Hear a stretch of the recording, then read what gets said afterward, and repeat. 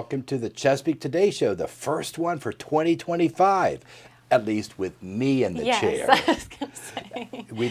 Candace and I were chatting before we went live about just how to make things interesting and a little bit of some just spicing it up. So what are your thoughts? You've already got some things happening. Yes, so we're trying to kind of take a different approach, listening to what residents had said with the survey that we did maybe 4 months ago. Still keeping with the interviews. Residents like seeing whether it's new residents, team members, but then also sprinkling in some different things, whether it's we're touching on a particular topic, like maybe Matthew's going to do like a tech tip, or, it could be a variety of things that we have in mind just to keep it consistent, but also interesting, so that it doesn't get mundane. We want to keep it good. So. Yeah, and not that we call ourselves mundane, but it's good. Yes. And I think that just what's the potential? Hopefully within weeks we'll have maybe the first experience of Chef Julian doing something in a culinary arts studio, and that could just be something that could be aired. That just the Chesapeake Today Show is just Julian preparing something or whatever. So we also, something to add to that. So over in assisted living, we have Cindy and Simone want to also do a little bit of a special take. Maybe it's something that they want to highlight special that they're doing in their new spaces. So that's going to be part of the mix as well, and they're really excited about it. So we're excited that they have those new spaces, and we can do some fun things. Great. Yeah. So we are here really almost towards getting into the third week of January. So the new year has arrived and it's flying by.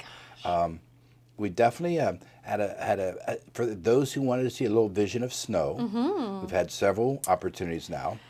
Yes, and have you always heard, well, at least my grandpa used to always say, if it lingered for 3 days, that meant more was coming. Is that a thing? Could be. Coming from it's Ohio, lingering out there. or Chicago just was. But yeah, it could be. To me, here's what I've really reflected on. And again, with the current events and all the tragedy of the fires and the dryness out in California, and when they say they've had like a tenth of an inch of rain since last June, I was really reflecting on how our winters, when we don't have snow, either we have temperatures, or we just don't get a lot of precipitation at this time of year. Yeah. Because if more precipitation, because we have occasionally those cold days that could produce something, but I think it's just really amazing days of sunshine, and then therefore not as much snow as some of the cloudy north. I know. I don't know how you did it with snow, and nothing stopped here. Yeah. Oh my gosh. I mean, it is. If they see one snowflake, school is closed. It just baffles me. But trust me, as a kid growing up and my own kids, we did listen back then to radio and phone trees or whatever it was to let us know. I know.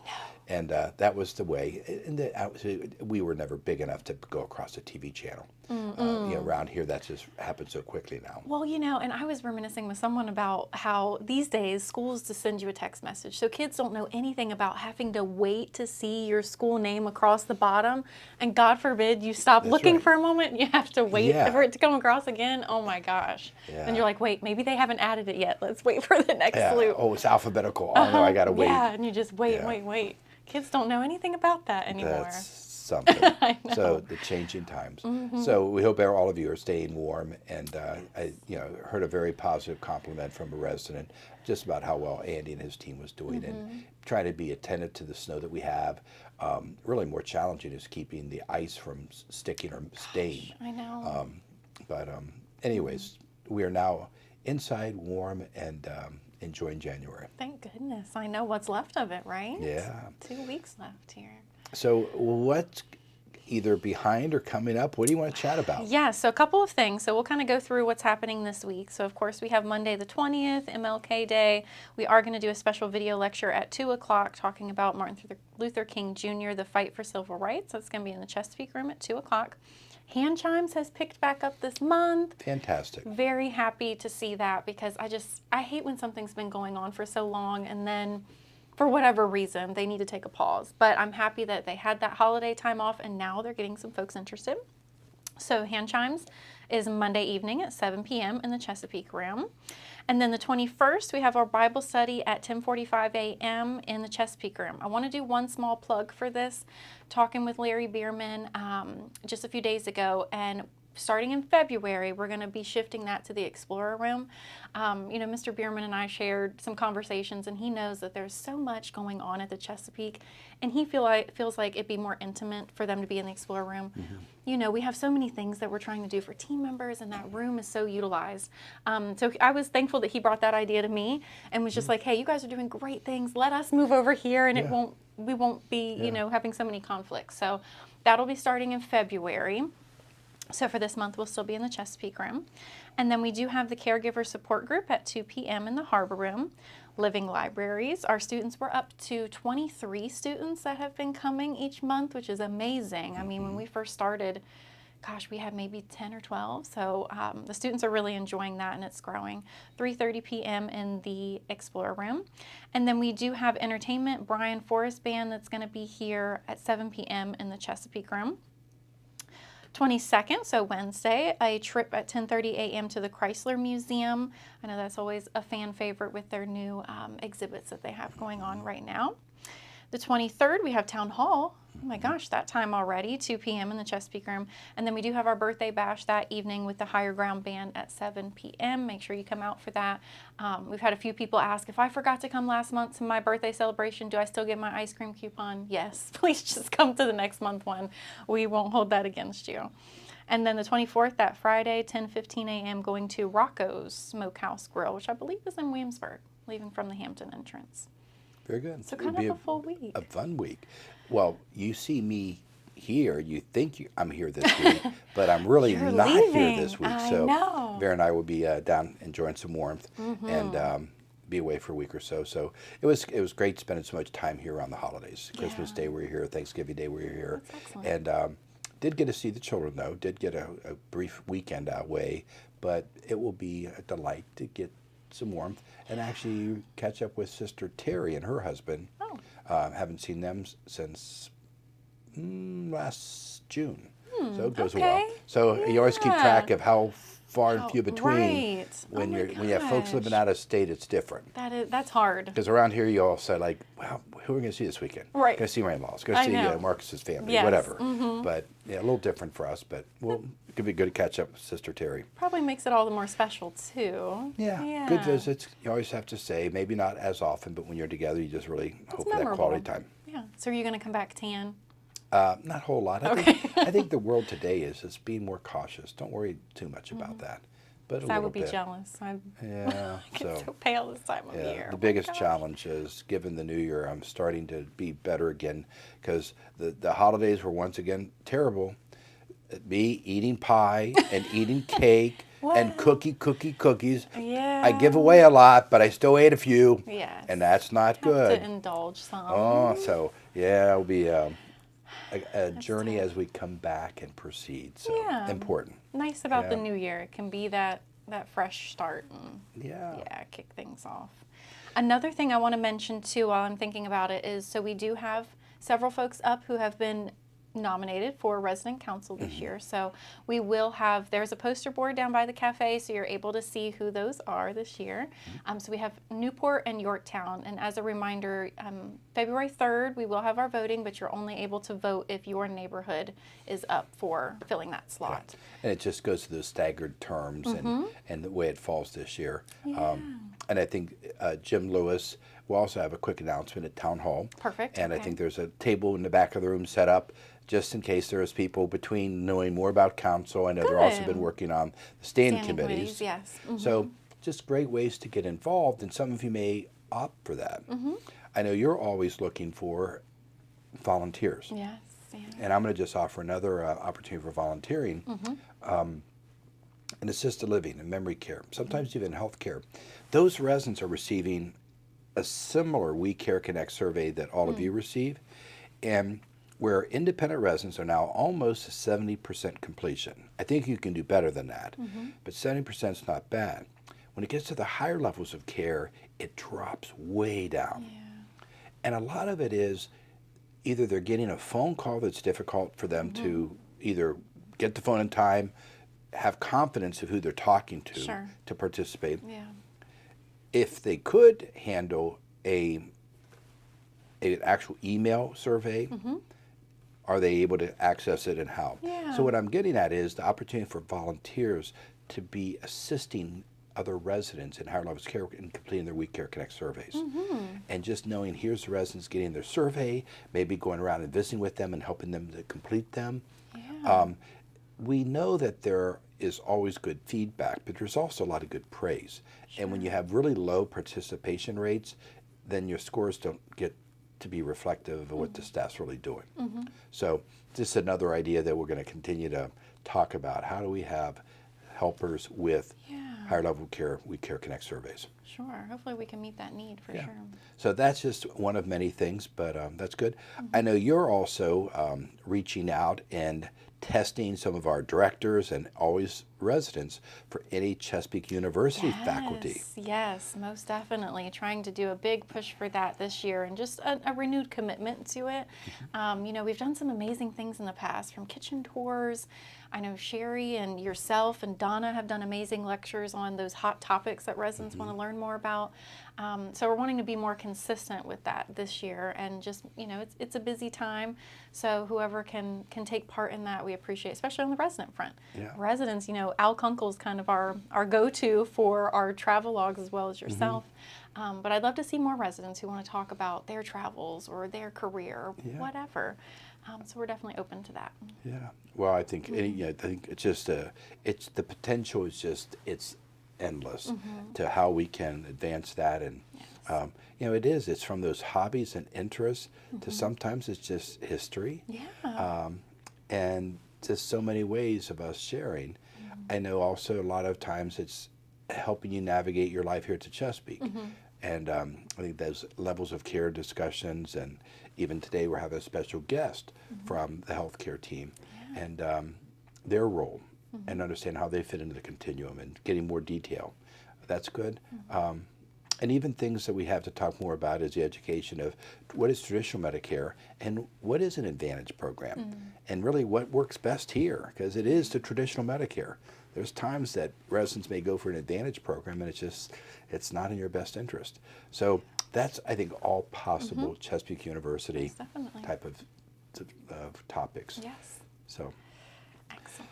So then as we look into February, and I can't help but notice you're I know, I'm starting early. I am. It just prompted me to think about something that happens in February. So you want to do a plug on that one? I do. So we've got our Candygrams that are, I think it's an annual tradition at this point. It was sweet. I had a resident stop me the other day, and she was like, I'm making my list of team members who, it always warms my heart that residents are already thinking about, oh, who is this special server? What do I want to say to them? Or maybe their housekeeper. So we'll begin that. It's the first Tuesday in February, and we'll have sales all the way through the 11th, and then we'll start to build our bags, and we'll make our candy shop runs to Costco. And they'll still be $1. So I know I've had a couple of residents ask that. We just keep it at $1. It's really one of those things where the money's going to a good cause. And you know, we have residents that will purchase some for every team member, and just some thoughtful things come out of the Candygram. So I'm happy that it's been one of those traditions that's stuck. Continues, that's right. So when you're speaking of that, and I think we both have a passion, if something's enjoyable and it touches people, either your heart, or it's humorous, it touches our stomachs, it touches something, we do it. And I always say, you know, the first time you do something, that's the first year. After you get in that second year, that becomes annual. I know. And then you and I both like using the word tradition. So it'd be fascinating for us to put on what are our traditions now. Yeah. And it's almost like we could print and share that with Courtney, and when all the new people want to say what happens over the course of the year, because there's so much that's done. I mean, now that we're into St. Nicholas night, oh my 3 gosh, times, 4 times. Maybe 4. St. Nicholas had to go through a lot of candy this year. Yes. And, you know, the candy's just really taken off now. It has. The fairs, even the car shows. Car shows because now have been that's big. repetitive. The Halloween trick-or-treat night. That's right. And that's a great one. So those Candygrams. So we start We have a listing this, list. and Yeah. Pie Social for me, Oh, yeah. and Lobster Fest, and Just yes, at the we Chesapeake, of course. yeah. So all these things that it'd be fun to list them, Yeah. and just sort of like so when you become part of the family, we invite you to participate in our traditions. I think that's so great. that they become We can yours. certainly work on that. yeah. A little snapshot of the year. I could Yeah. see that in their welcome folder or something. Yeah. I think that's great. And 'cause- even as we through all these, we can almost think about it. These little traditions that happen, and I think we all like things to look forward to, and sometimes I always look too far forward. But It's hard not it's to. enjoying today. Plus, this is coming around the corner, and your heart made me think of Candy I Graham. know. And you made me think too of just new residents who experience Christmas at the Chesapeake for the first time. It's just always so sweet. So they just don't know what to expect. And then it's here and they're like, oh my gosh, like I just had no idea. Yeah. Residents tell them what Yeah. to expect, but Yeah. until you experience it, it's just You don't know. so Yeah. unique. Yeah. Well, we, anyways, look forward to just however we can continue to appropriately build on it. But a lot of good things for you to enjoy. Yes, most definitely. Anything else for today? I'm trying to think. I think those are kind of the main plugs. I know we put in the January connection that we have some new subscriptions now. So we have Broadway HD, the Met Opera, just a couple of things where we're going to do some unique programming this year, partnering with our dinner club, whether it's a dinner and a show. So we've got a few things up our sleeves that I'm excited about, because sometimes there's folks who they really would like to experience those things like at the Ferguson, but they just, whatever their reasoning, they can't physically go, monetarial. Bringing it to them is a unique opportunity that I think we can explore to kind of further that. So very excited. We are partnering, so each dinner club that there is quarterly, Culinary is providing the meal, we're providing the theme. So very excited about that because our murder mystery went so well and residents like the interactive aspect. So it's going to be fun. Very nice. Yeah. Very good. We'll always try and expand opportunities for you. Yes, most definitely. Well, good to be in our first show together. I I'm glad that other know. things are happening. Yes. Because I think we still have to somehow keep count of these shows, and Yes. at least we know what is happening. But thanks for allowing me to come back in today. And Of course. in a few moments, we'll be introducing you to a new team member. So be sure and stay put. But until next time, thanks for joining us. Thank you.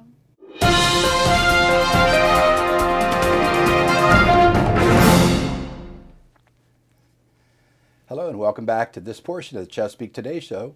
It's my privilege today to have a special new team member here to interview, Heather Seitz. Heather, great having you. She is our community liaison, working in our health services area, partnering with Barbara and all of our team there. And Heather, it's just a delight having you join our team. Thank you. I'm excited to be here. So Heather, you've been with us a few weeks, not long. So we've been pretty quick about getting you on this show for an interview. We're just so excited to get to know you. But if you would share, residents love to know about our team members, a little bit about their background. So what do you want to share? Where are you originally from? Anything about family or upbringing you'd like to share? Well, I'm actually from this area. I was born on Langley Air Force Base. I grew up in Gloucester. My family had, a lot of kids. There was actually 6 of us. So grew up in a homeschooled environment and enjoyed being able to learn how to cook at a young age. My family opened up a bakery out of our house when I was 10. And then an actual location with a cafe and bakery out in Gloucester Courthouse by the time I was 15. So I bet you over time some of our residents probably stopped there. Probably. I bet you now does your family still have that business? No, that actually closed a couple of years ago. Okay. But we still do a couple of things with catering and different events kind of here and there. So during that upbringing between your parents getting you taught from the early age, here's how we cook, here's how we bake, etc. Wonderful skill sets. Any favorite things you like to bake? I kind of dabble in just about everything. If I find a new recipe, I'll try it out. Honestly, I enjoy making just about anything, but coffee cakes are probably my personal favorite. Oh, coffee cakes. Nice moist cake. The cinnamon. Could even do a little drizzle on the top. Oh, I can see a great coffee cake. That and the crumb topping. Yeah. So do you like it in a square pan, a bundt pan, or what do you like to make your coffee cake in? It depends on if I'm doing it for my kids or if I'm doing it for anyone else, but typical in a bun pan. Yeah? Sounds great. Well, I haven't had one in a while. It's sort of I want to call a lost art. Some people, it's real easy to make up a regular cake or brownies, but that little bit of extra effort in producing that beautiful coffee cake. So, wow, that's a neat one. So you've got that. So, residents know I like to talk about food and baking, so they're not surprised that I'll go down this pathway. So, interesting part of your background. And for yourself, beyond whatever help you had in that bakery and restaurant business, you've evolved in your own career. I have. So, what are some of the things you've been doing? Well, I started in healthcare when I was 18. I started in the dental field.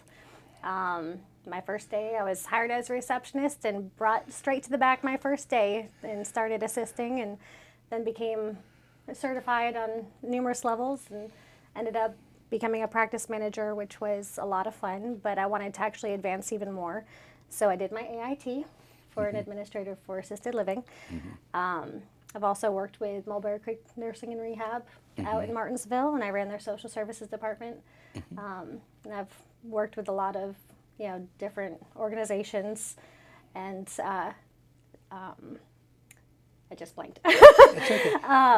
So from the nursing, wow. So the dentistry got into patients and Yes. residents, and as we call them, and then you had that introduction. What prompted you to pursue your administrator's license?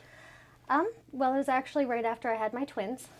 They were about a month old, and my grandmother was brought to my house so she could stay with me. She was having a lot of medication problems and mental health concerns, and they really needed somebody to sit and watch her a little bit more closely, which was a lot when I had just had twins. Yeah. And I also had a toddler at home as well, but got her actually medication compliant and was able to reduce a lot of the medication she was on. She was also insulin dependent. So it was a nice introduction to really caring for somebody else. Yeah. And it prompted me to actually want to pursue this line of work. Fantastic. So you said a couple things I'm curious to follow up on. Don't know which way to go first, but let's just continue on the career path. So coming to us, obviously you've got the wonderful experience of working within different settings. Community liaison, a little bit more about what's your current appreciation of that role, and any vision, or what are you thinking, where do we head with this community liaison role? Okay. Well, I'm still new and still learning, the ropes here. But as far as the position itself, I, contact a lot of different case managers from local hospitals, review a lot of insurance information, just kind of get a background, and then discuss potential residents with our team. And then we make decisions on who we can bring in. Yeah, and a lot of the folks watching, being from our independent living areas, they could have an elective surgery in the future. Could have some other opportunity where they'd say, oops, I need healthcare. So could be that they're meeting with you, or a social worker is another possibility, and saying, hey, I've got a future admission, and you're the person that will be helping them, sort of keeping them in a queue, understanding that we've got an accommodation for you. Absolutely. And then also when they do come in, there's always some paperwork. Always paperwork. and really helping them and get acclimated for that, what's typically a short-term rehab stay for our independent living residents. Good. So you'll be able to meet her and see her in person, and even though it's not on as frequent basis as some of our other independent living hospitality team members, obviously you'll be there, a very important role when they need a higher level of care. Absolutely. Good. So we're glad you're here. I think the other thing that I've often thought about is I use that word vision for the community liaison position. It's someone like yourself who does have that appreciation for sort of the healthcare arena and what's out there, because at this moment of time we still have opportunities occasionally in different levels of care. And for you to establish those relationships, which sure helps keep the healthcare center full, because residents have heard me say many times, our own resident population and their need for health care doesn't keep 52 accommodations full. That we'll always have some room, and if we don't have someone like you who progressively helps us to identify new residents, direct admits, higher level of care, health care, or for rehab, it's really unused accommodations, and that's become very costly. So what you do and help us to keep that strong occupancy in healthcare, and how you help us with the Medicare is just so valuable. And then the other part of it is, how you also make connections on the outside. It just continues to help perpetuate our reputation, because you'll be that ambassador outside of these walls, and we greatly appreciate how we represent ourselves, and I know you're going to do a fine job in that. So you said something interesting a moment ago. I can't help, because I too have twins. My twins now are probably your age, but have a boy and a girl, John and Jennifer, and then after that had 2 more. So we had 4. So with yours, you mentioned twins and another. So what are they up to now, and what would you like to share about your children? I have an 18-year-old son. He just graduated last year from high school, and he's currently trying to figure out what he wants to do and become as he gets older. And my twins are both about to graduate from middle school and go into high school, so that'll be fun. They are 14. Mirrored identical twins. So both girls, very much so, full-time job in itself. But kids are a blast. They love, doing artwork and everything with me, and actually enjoy singing as well, because they're quite vocal. Are they? And they enjoy that. Good. So it encouraged the singing? Yes, I actually sang myself with the band for a couple of years. So type of music that they like and that you like, is it similar, or they have their own interest? They do interlock here and there. Yeah. They really do enjoy the more 80s rock genre, because that's actually mostly what the band had sang. Yeah. However, some of their tastes are a little bit different than mine with today's music, but anything from country all the way through the R&B. Yeah. And sometimes rap, Yeah. which I'm impressed my girls have actually picked up, and they know how to rap. Yeah. So that is something I cannot do. Yeah. And when I listen to it, I appreciate that skill set. The closest thing I remember growing up, a good buddy of mine, we were out on a farm, working in the fields, and just drive tractor on, and we probably had much to do it. We started to do auctioneering chanting. Okay. I could do a little bit. I just talked fast back then. He became a really good auctioneer. And I think about what you can train your voice to do, and that rapid production of sounds. And I think about rapping, and it's like, it's just another skill set to train. So wow. So any shows like The Voice or anything like that they like to watch? They do enjoy The Voice. They enjoy America's Got Talent. Yeah. Is another one. One of my girls actually wants to be on The Voice. Yeah. So we'll see where that leads her. Yeah.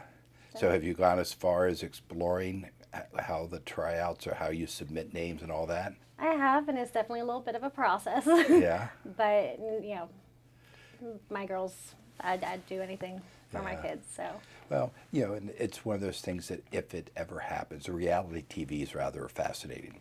My sister has 7 children, and 4 of her children were selected to be on The Amazing Race. Oh, wow. And they competed the one year where it was a team of 4, and this goes back to 2005, 2006, and they won it. Oh, wow. So they won the $1 million. And at the time, I was serving a retirement community out in Honolulu, and all the residents were like, the Lynn's family from Cincinnati, Ohio, let's root for them. So it's sort of fun having that reality TV connection with the residents, watching it weekly as that race progressed. So it'd be wonderful. It'd be really cool if ever. So we'll cross our fingers. Yes. Real fine. Well, we appreciate you, being on the show today, getting to know you a little bit. We know that you're going to make a big difference here, and residents will absolutely get to know you and benefit from that relationship if the need arises for that healthcare stay. And just appreciate you getting to know you a little bit better. Thank you. I appreciate being here. All right. Well, you have a great day. And for all of you, thank you for joining us. Until next time, have a good week.